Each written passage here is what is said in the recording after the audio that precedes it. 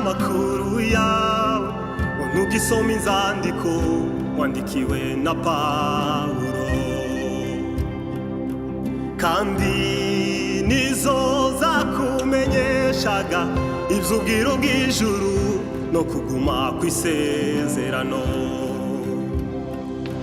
Numvishije nayandambwira ngo ntukigera hera he, umutima ushize hejuru, kandi nibyo byakugumishaga ku gicaniro ukongera ubusabane n'ijuru. Mwana wanje yo, mwana wanje ntiwumvise gukomeye amashi, uzibuke bya bihe wabayemo nta n'umukuzi.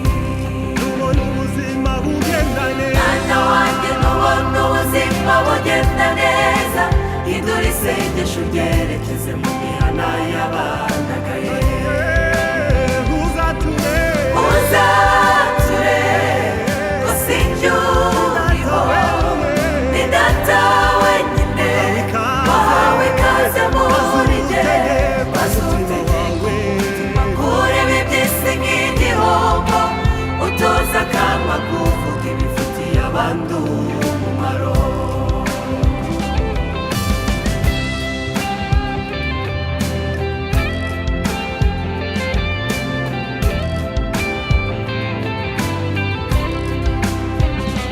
wahawe ijambo n'icyubahiro bigenerwa ab'ijuru ryatoranije, none umutima wawe uragambirira ngo ukeneye kwitwa igikomerezwa.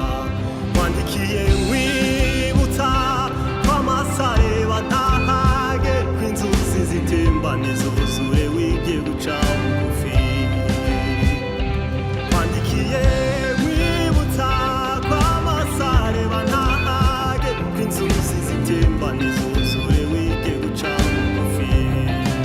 Mwana wanje yo, mwana wanjye ntiwumvise gukomeye amashi, uzibuke bya bihe wabayemo nta n'umukuzi. nubona ubuzima bugenda neza, mwana wanjye nubona ubuzima bugenda neza, hindura isengesho ryerekeze mu mihana y'abandagaye.